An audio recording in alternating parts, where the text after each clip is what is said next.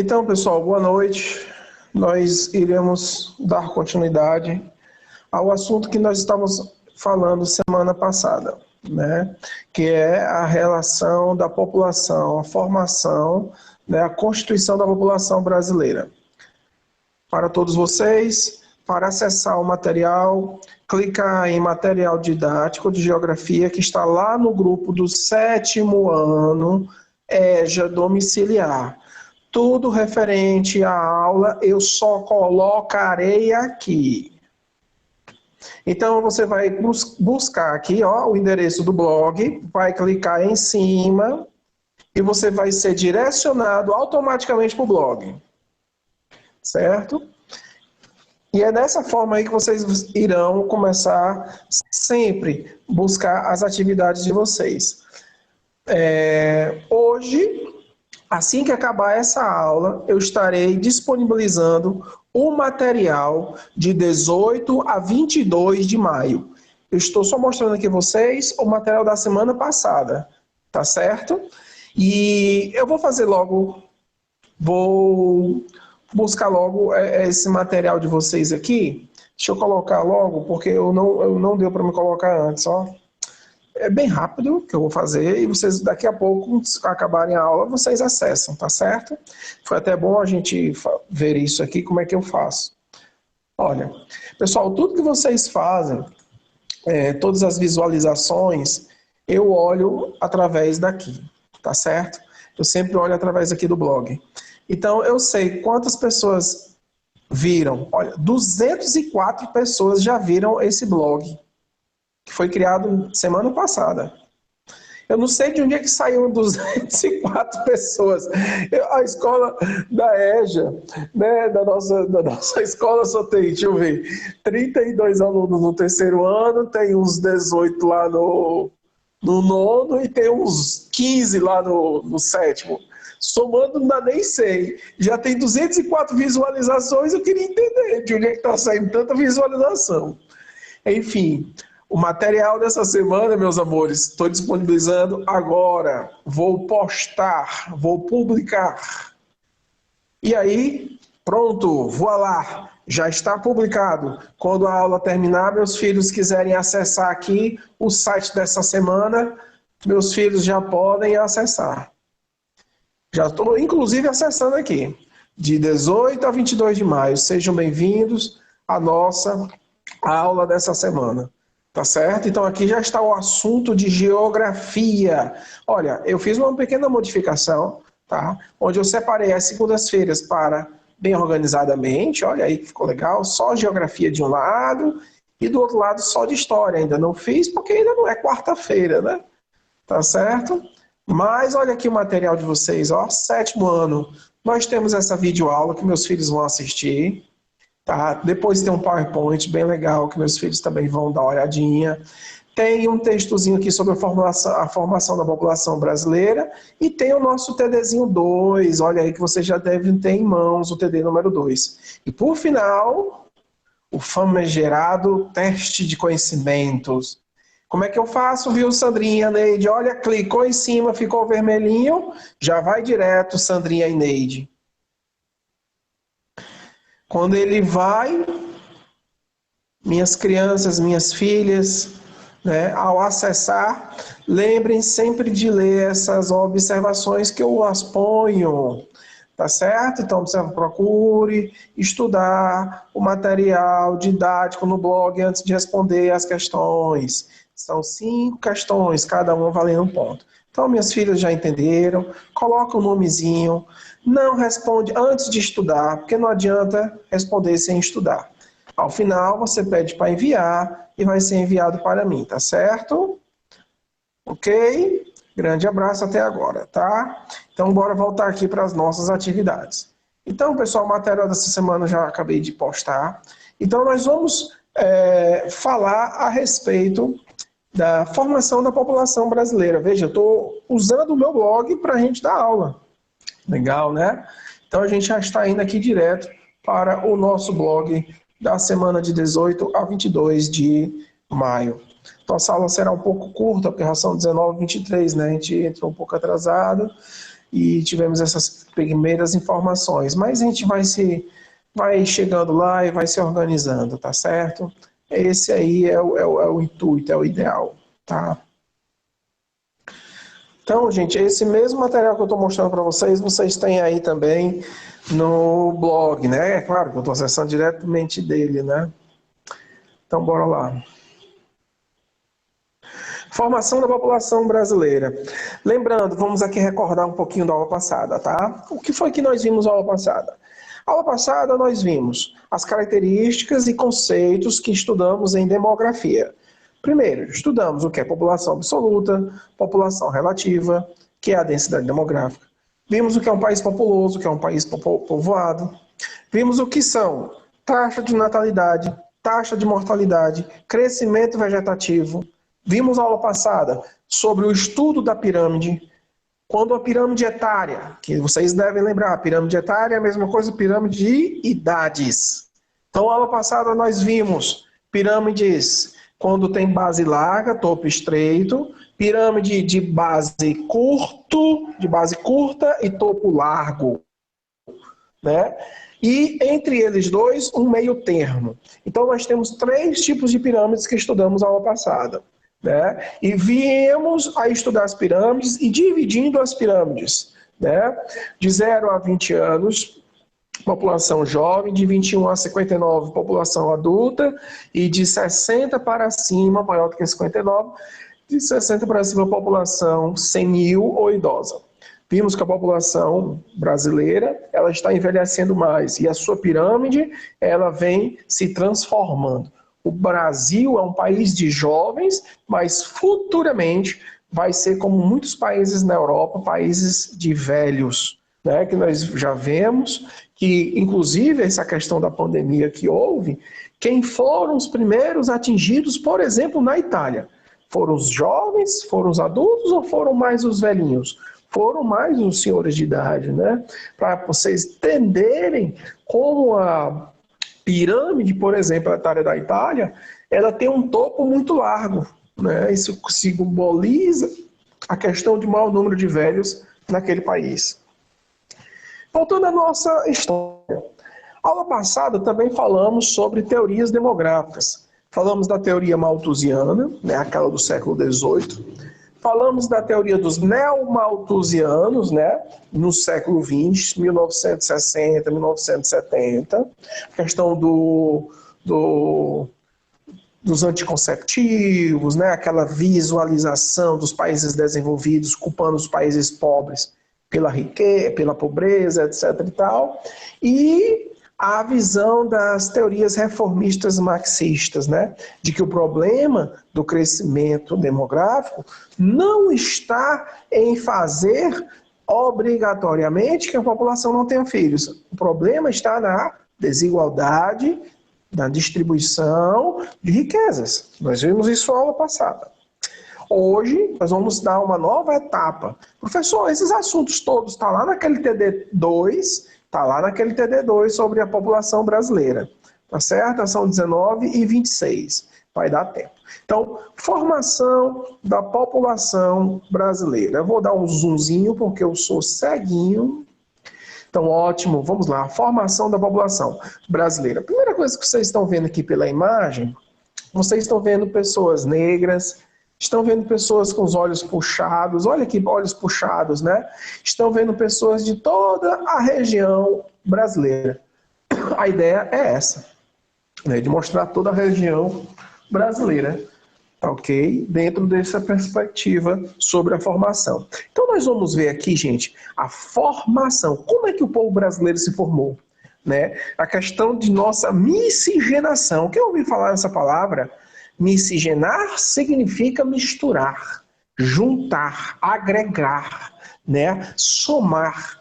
Então, miscigenação é a mistura de etnias, né? Então, a formação da população brasileira é o resultado da transferência do colonizador branco europeu, do escravo africano e dos nossos povos ameríndios, né? Os nossos índios.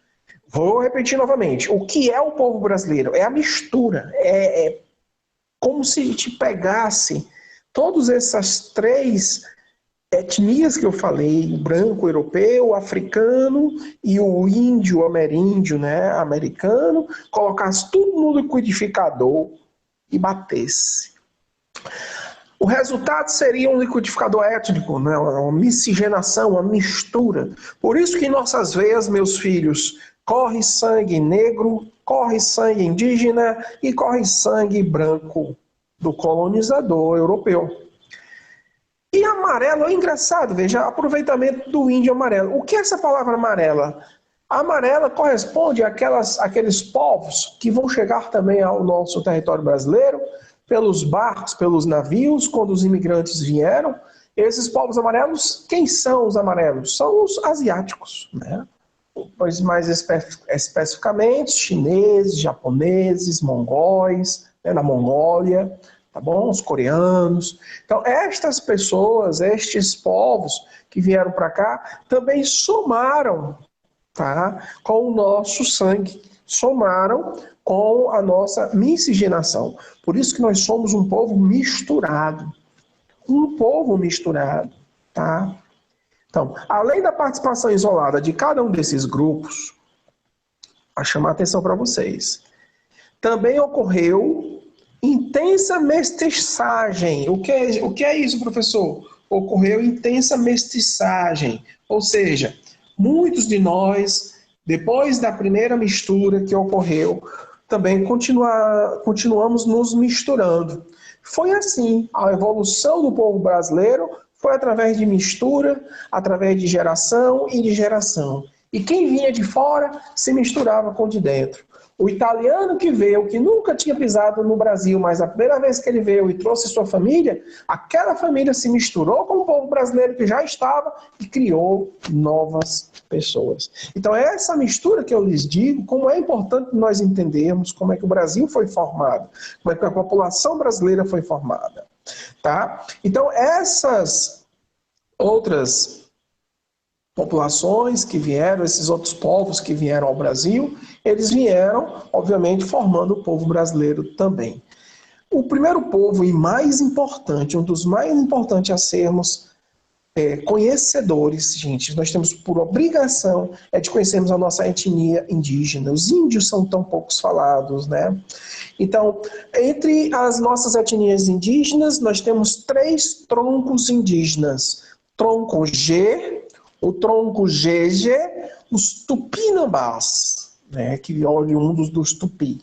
Então nós temos o tronco G, tá? Nós temos o tronco dos tupis, nós temos o tronco dos guaranis também e os arauacas. São vários troncos indígenas que temos em nosso território brasileiro, tá? Os tupinambás, aqueles povos, aqueles índios mais violentos, né, que habitavam a costa brasileira, né? E que faziam também rituais antropofágicos. Quem não sabe o que é um ritual antropofágico, é um ritual onde os índios colocam na pangelança um caldo que eles chamavam de mingau. Com quem? O que era esse mingau? Olha o nome de onde vem o termo mingau. Era que pegava o branco e jogava na panela, cozinhava para todo mundo comer. E isso, gente, comiam carne humana. Eram rituais que os indígenas faziam. O nome mingau vem dessa palavra, vem desse contexto indígena, tá? Essa pagelança toda que ocorria dentro das tribos indígenas. Tá bom, vamos lá. A definição numérica, antes do branco chegar no Brasil, de números de indígenas era uma coisa absurda. Existia mais de 3 milhões, 2 milhões de índios em nosso país. E esses índios foram dizimados pelos colonizadores portugueses. Todo mundo já ouviu falar nessa historinha, né? O quadro a seguir está aí mostrando a evolução da população indígena durante todo um período. Olha aí, gente. População do Brasil, estimativa, era de mais de 2.000 índios. E a cada grupo de 1.000 habitantes, olha o número de índios estimados em 1.500, 2.000. Olha o número desses mesmos indígenas em 1899. Em 1890, 450 apenas. Cadê o restante? Morreram, morreram em guerras. O restante, ao se misturar, adquiriram doenças. O restante, ao se misturar, acabaram, além de de adquirir doenças, muitos também perderam suas terras, né, e acabaram mortos. Foram dizimados por vários combates entre outros índios, né, porque os índios lutavam entre si também. Então, a morte ela foi ascendente, né, o que é ascendente, crescendo cada vez mais. Então, nós temos em 1500, 2000, em 1890, 450. Em 1950 só tínhamos 340 índios e no ano 2000, 398. Por que, gente? Por que houve um aumentozinho aqui? Porque o homem parou de matar o índio. E ele começou a se multiplicar, mas muito lentamente. Muitos problemas de saúde, muitos problemas de alimentação, saneamento básico. Então, por isso que a FUNAI ela tem um papel importantíssimo, porque o que resguarda esses grupos indígenas de terem seu habitat, seu território, é esta fundação, esse programa governamental, que é a Fundação Nacional ao Índio, né, de proteção ao índio. A demarcação de terras é algo que até hoje é buscado por estes povos, né? E agora, gente, passamos por um problema muito grande, uma pandemia muito grande que está dizimando também essa população indígena. Quem vem acompanhando os telejornais vê como essa população está passando um problema muito sério. Olha, veja que em 1500 só tínhamos índios, mas quando o homem branco chegou, houve o quê? Uma mudança. No Brasil, até 1890, nós tínhamos brancos, negros e quem é, olha, mestiços.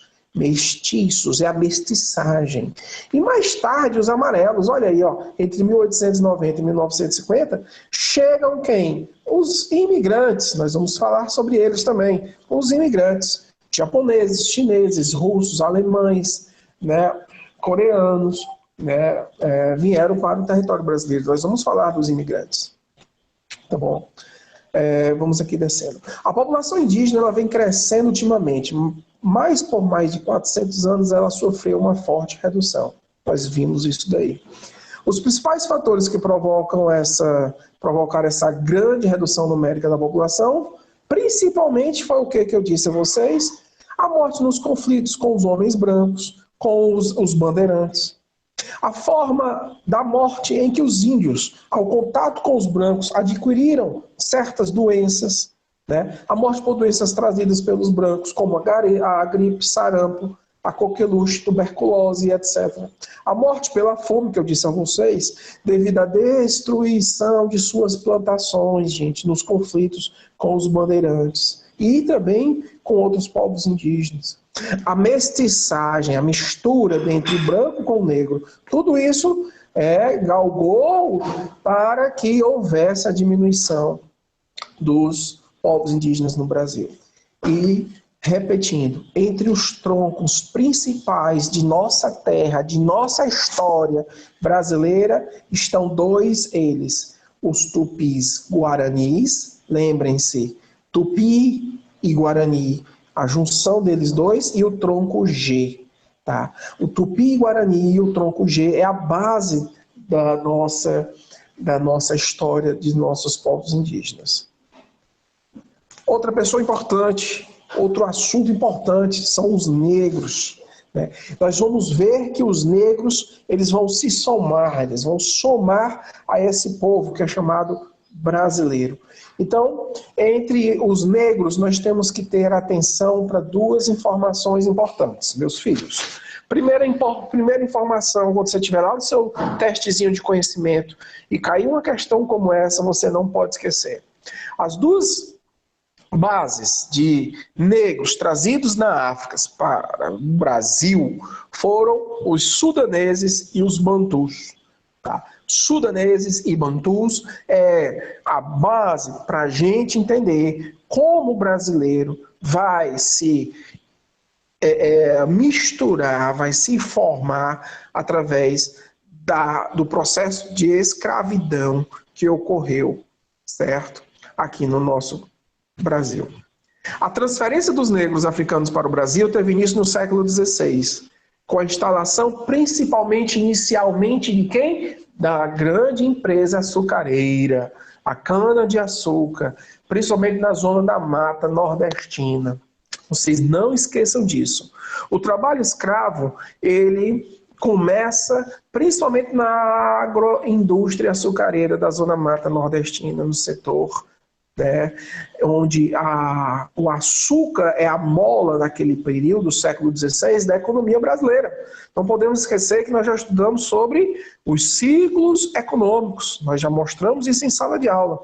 E este é um ciclo importantíssimo. Depois do pau-brasil, um ciclo que veio agregar o poder econômico a partir do açúcar é puramente pelo trabalho negro. Mas a preocupação é que novas atividades econômicas foram surgindo na colônia. Os portugueses foram utilizando mão de obra de baixos custos, que eles garantiam condições de concorrência no mercado europeu, além de elevados lucros. As atividades econômicas que mais se destacaram com o uso do trabalho escravo negro foram a agricultura, no sertão nordestino, na Baixada, né, maranhense, no Maranhão, e no Rio Grandense, no Carioca, né, na Fluminense, no Nordeste e Sudeste, entre os séculos 17 e 18. Os negros também foram de mão de obra para a cultura do algodão no Maranhão, durante os séculos 17 e 18. Os trabalhos, olha aí, gente, na mineração, ciclo do ouro, né, nós temos aí Ouro Preto, Diamantina, Vila Rica, Mariana, todas essas áreas lá em Minas Gerais, né? Quando o ciclo do ouro ele foi um dos ciclos mais importantes, muito curto, mas foi um dos ciclos mais importantes. Por quê? Porque, vocês devem lembrar, porque com o ciclo do ouro nós vamos ver também um movimento que vai se iniciar em Minas Gerais, onde nós temos um alferes chamado Joaquim da Silva Xavier, o famoso Tiradentes, né? A chamada Inconfidência Mineira. Então a gente não pode lembrar, não pode esquecer disto, tá certo? Outra, o negro também trabalhou muito na cultura do café. Em que região? No Vale do Paraíba do Sul, né? Região ali de São Paulo e Rio de Janeiro. E Minas Gerais. Então a gente não pode esquecer no século XIX. Veja onde é que o negro trabalhou em tudo isso. E principalmente quando a segunda revolução industrial ocorre no Brasil, a indústria chega. Nós temos o Barão de Mauá no período, viu aí, Josivano, no mesmo período do Barão de Mauá. Nós vamos ver que o Brasil ele começa a entrar no segundo império, uma nova fase na vida deles. Desses povos negros. Porque vai chegar um momento que esses negros não vão estar trabalhando nas lavouras. Porque o Brasil vai começar a entrar numa nova fase da vida, que é a indústria. E muitos desses negros vão perder suas condições de escravo, porque vai iniciar um processo também de quem, professor? De libertação dos escravos. Então esses escravos vão ser libertos. Todo mundo sabe. Como é que começa essa história? Como é que começa essa história? Alguém lembra?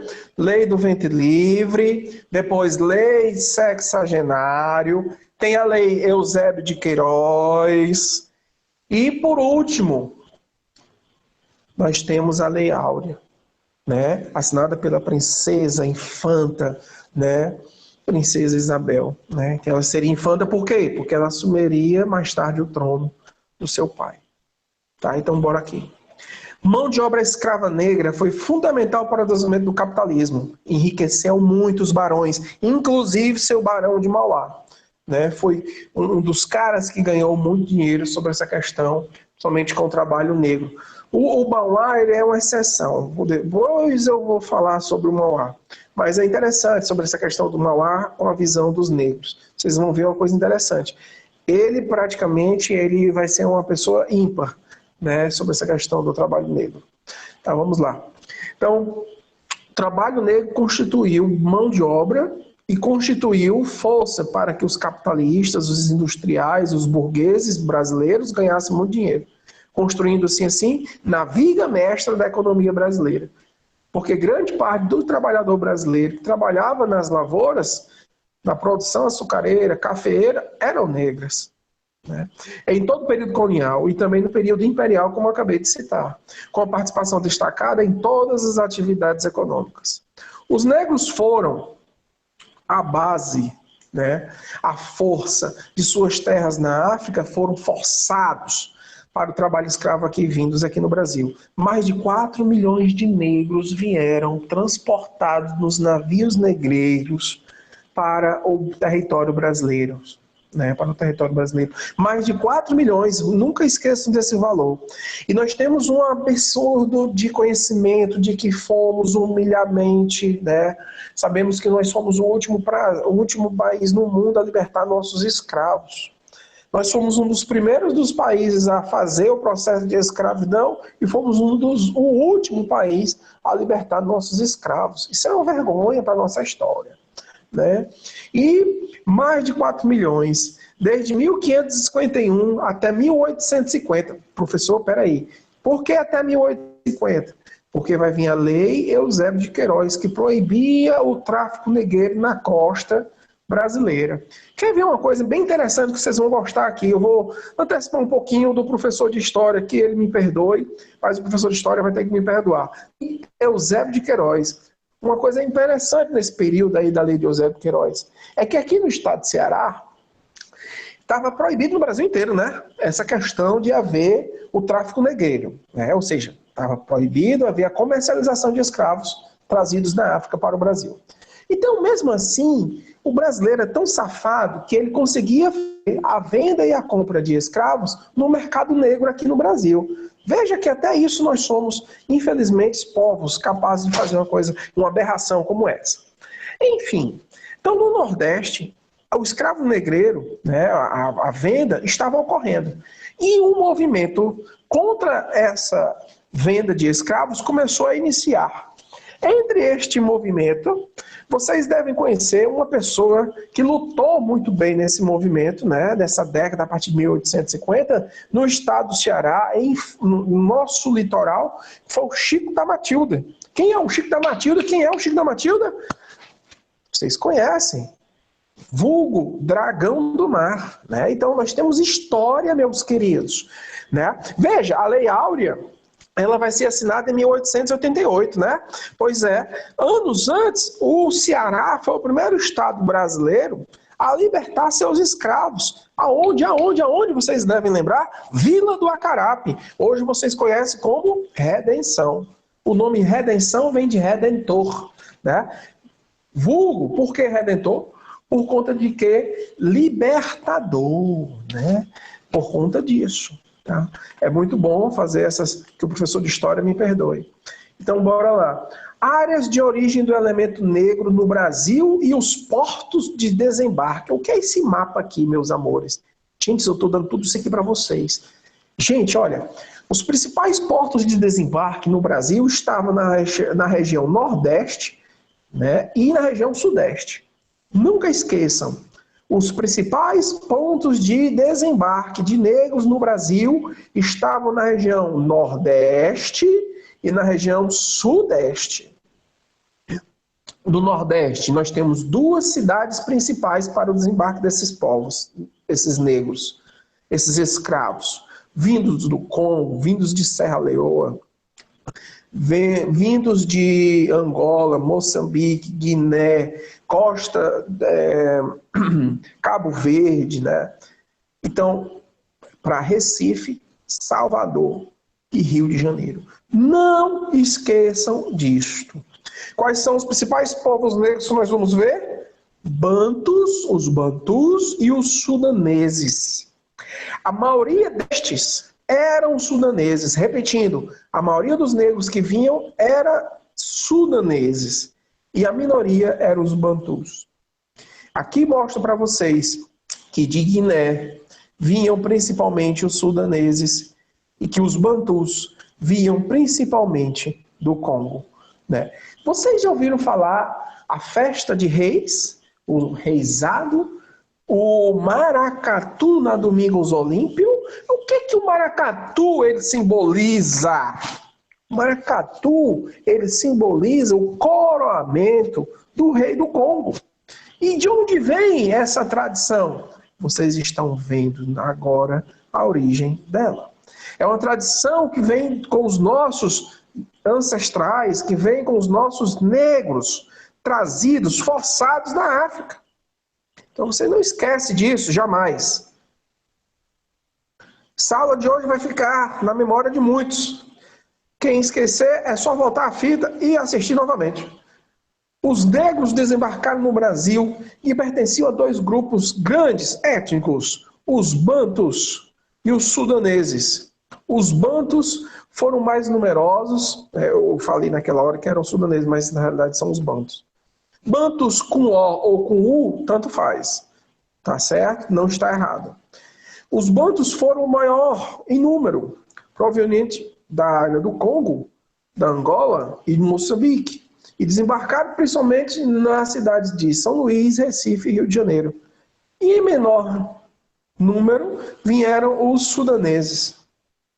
Eles vinham da África Ocidental, de regiões como a Costa do Ouro, Costa do Escravo e Costa do Marfim, entrando assim pelo Porto de Salvador, principalmente. Então a gente não pode esquecer isso aqui jamais. A maior proporção de negros atinge ao máximo a região sudeste. E depois, obviamente, seguindo do nordeste. Pois foram assim as regiões que no passado desenvolveram, respectivamente, a mineração, olha aí, respectivamente, a mineração, a cafeicultura e a agroindústria açucareira e a algodoeira. Atividades que utilizavam, assim, o trabalho escravo negro. Antes da abolição da escravidão, em 1888, através da Lei Áurea, o negro era a mão de obra mais barata. Ele não era um trabalhador, porque ele não recebia um salário pelo seu trabalho. Ele era forçado a trabalhar. Ele também não era um cidadão, pois ele não tinha direitos políticos. E o que era o negro? O negro era uma peça que facilmente era descartada pelos seus barões, descartada pelos seus donos. O negro era um objeto. Quando a gente não quer mais, a gente pega e rebola. Então o negro era isso. O negro, para o homem branco, não tinha alma, não tinha fé, então ele podia ser feito desta forma, utilizado desta forma, sem amor, sem afeto. O fim da escravidão transformou o cidadão e trabalhador, o negro. Repito, o fim da escravidão transformou esse negro em cidadão e trabalhador. Mas, tudo na vida tem um porém, contudo, todavia, né? Mas ele foi um cidadão de segunda classe, onde ainda houve uma exclusão, uma marginalização, um ódio pela sua cor, pela sua forma, pelo seu jeito. O negro, apesar de livre, agora cidadão, trabalhador, era um negro ainda marginalizado. Gente, parece que tudo que eu estou dizendo, alguma coisa com os dias de hoje? Não sei, fiquem aí na consciência de vocês, se isso ainda continua hoje, né? Então, o negro ele foi um produto da exclusão, mais tarde, que vai haver a partir de sua cor, né? E a outra pessoa de nossa história, né, nossa matriz, é o povo branco, né, o povo europeu, os italianos, os portugueses, os espanhóis, os alemães, os russos, os turcos. Nós temos, dentre estes povos brancos, nunca poderei esquecer que entre eles se destacam o papel dos portugueses e espanhóis, se destacam o papel dos holandeses, se destacam o papel dos alemães, a nossa cultura alemã, né? Nós temos aí no sul brasileiro, na região sul, várias colônias, né? Só assistir televisão, Fantástico, Globo Repórter, né? E domingo, o Globo Rural, que mostra essa cultura, né, vinda de fora, né, só visitar um dia quem é Bento Gonçalves, aquela região do sul do Brasil, tá certo? Então, bora lá. A grande maioria dos europeus vieram para colonizar as terras da América tropical. Foi aqui que uma destas marcou, né, a colonização de exploração. Então não podemos esquecer que o branco ele chega com o intuito de explorar tudo que nós tivemos e tivermos. Os colonizadores vieram sozinhos, sem suas famílias no início, repito, no início, com o único propósito de enriquecer na América e voltar com essa fortuna para a Europa. Portanto, o Brasil e a América Latina tiveram uma chamada colonização de exploração. Não esqueçam, amores, pegando aí o gancho com o professor de história, que ele vai me desculpar, existem dois tipos de colonização: colonização de povoamento e de exploração. As colônias de povoamento elas foram vistas nos Estados Unidos e foram vistas também no Canadá. Os Estados Unidos também conheceram, além de povoamento, que o objetivo era de povoar o território e fazer com que a colônia ela se tornasse independente da metrópole. Aqui no Brasil, a nossa colônia foi de exploração. O objetivo era explorar tudo que o território pudesse oferecer e enviar todos esses produtos, na grande maioria, né, a baixos preços ou a quase nenhum, à metrópole, no caso a nossa, Portugal. Não podemos esquecer disso. E para trabalhar nessas terras, utilizou-se o trabalho escravo. O Brasil, embora colonizado pelo português branco, até a sua supressão, ou seja, até acabar o tráfico negreiro, e intensificando assim a imigração do trabalhador livre europeu. O que é isso? Vamos relembrar. Vamos aqui relembrar. 1850, Lei de Eusébio de Queiroz. Depois, Lei Sexagenário, Lei do Ventre Livre e depois Lei Áurea. O que é que acontece com o negro? Livre. O negro, agora, ele é um ser livre. Vai se contratar negro? Não. Muitos não contratam negro. E ele vai ser marginalizado. E já que não tem tantos negros para trabalhar nas lavouras, na indústria, quem é que o Brasil começa a receber para trabalhar como um trabalhador livre aqui dentro do Brasil? Os imigrantes. Repito, italianos, alemães, turcos, árabes, japoneses, coreanos. Tá? Então, eles vão vir italianos. É só ver um exemplo de uma novela muito interessante na Globo, Terra Nostra, né? Que nós temos o Mateu, né, e a Juliana, né? Então, aquela novela chamada Terra Nostra fala sobre a vinda dos italianos para trabalhar nas lavouras de café no Brasil. Um aconselho a vocês é que busquem esse documentário sobre a Terra Nostra e vocês entenderem um pouco mais. A pressão exercida pela Inglaterra para suspender essa questão do tráfico negreiro, que isso aí vocês vão ver com o professor de história, levou o governo da colônia brasileira a empreender a imigração de suíços, olha aí, e alemães. Então o Brasil vai receber a partir de 1819, 1800, bem antes, certo? 1796, 1810, 1819, já chegam os alemães trabalhar no território brasileiro. Então, destes povos imigrantes, os primeiros que vieram para o Brasil foram alemães. Nunca esqueçam disso. E eles vieram principalmente para onde? O Rio de Janeiro. Né?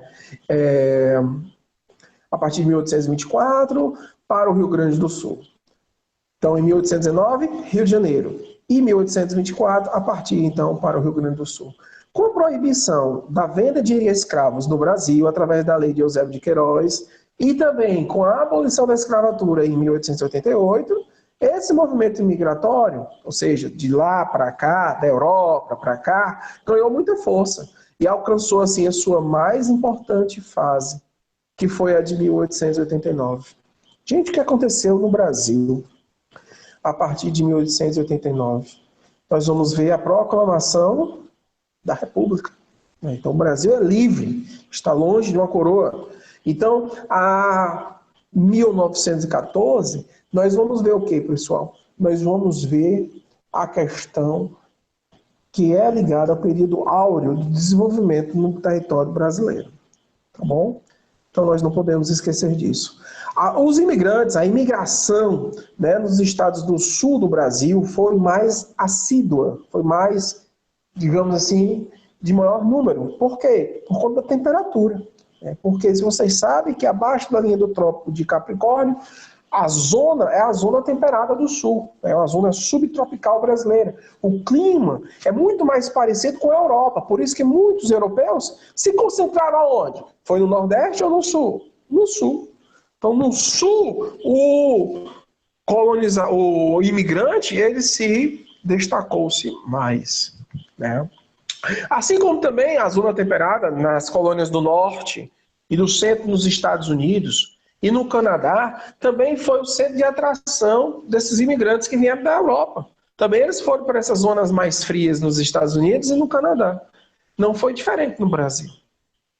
Então, por que se destaca isto? Por que nem tem que se destacar nessas regiões? Porque o povoamento foi de áreas pioneiras, né? Pequenas propriedades agrícolas, os minifúndios, né, policultores e o cultivo de produtos da zona temperada, né, vários produtos agropecuários ou agrícolas naquela região e também de indústrias agropecuárias. O que significa agropecuária? A agricultura mais a pecuária. Surgimento de importantes núcleos urbanos. O que esses núcleos urbanos? Com a vida desses imigrantes, o núcleo urbano, ou seja, a área onde se desenvolve uma cidade, começou a aumentar. Por que aumentar? Porque chegou mais população. Então, aqueles centros urbanos, aqueles núcleos urbanos, começou a ter um grande índice populacional, aumentando, formando as cidades que vocês conhecem hoje e que assistem na televisão. E cidades principalmente essas, Caxias do Sul, Bento Gonçalves, região de Garibaldi, Criciúma, Uruçanga, a imigração italiana na cidade de Novo Hamburgo, cidade de São Leopoldo, Joinville, olha Itajaí, né? Santa Catarina, Blumenau, Santa Catarina, também houve a imigração alemã. Então a gente não vai poder esquecer isso aqui.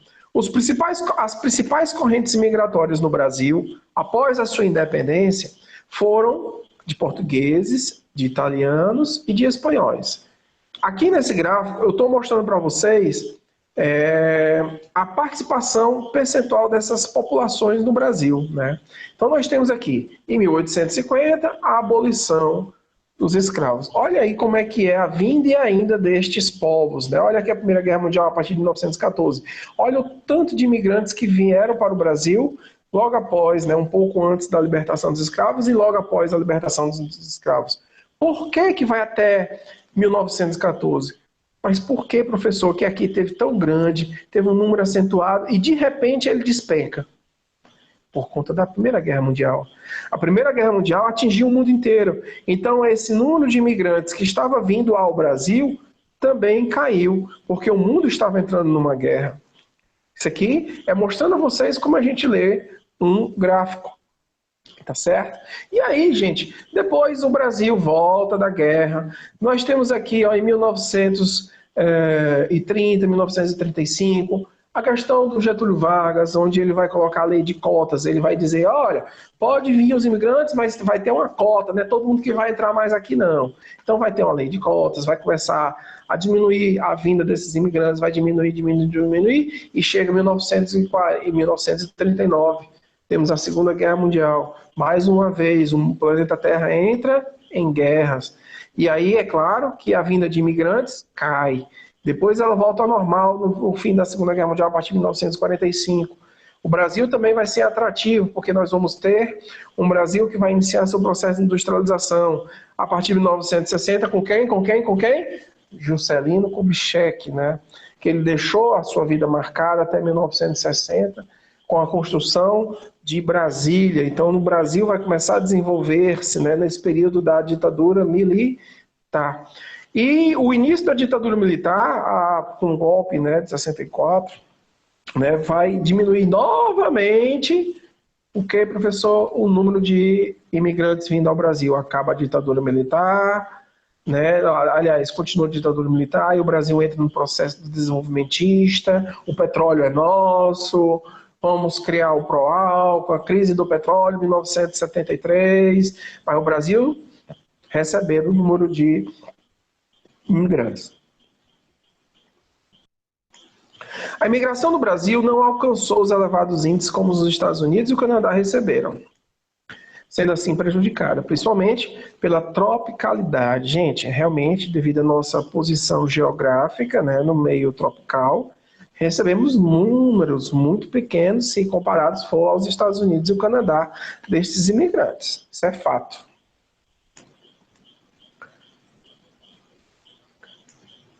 Pela tropicalidade da maior parte do país, devido à ausência de uma política imigratória que oferecesse segurança de boas condições de trabalho. Realmente, gente, a questão do trabalho, o imigrante no Brasil não era lá essas coisas. Os imigrantes passavam grandes problemas quanto à questão, né, de respeito a eles. Condições de vida precárias, né, muitos deles acabavam sendo escravos da própria dívida que tinham com o patrão da terra.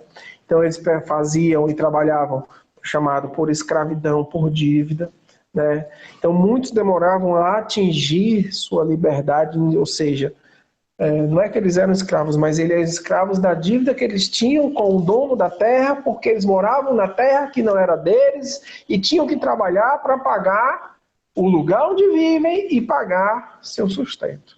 Então eles viviam à mercê desses agroindustriais, né? Parece uma coisa parecida com hoje. Brasil, formado por mestiços, né? Gente, próxima aula eu dou um final, certo? Eu agradeço a todos vocês, um grande abraço, tá? E a videoaula ela foi gravada, tá bom? São 8h04, vou estar interrompendo nesse exato momento. Então lembre-se, nós paramos em Os Mestiços, tá? Vou parar aqui a aula.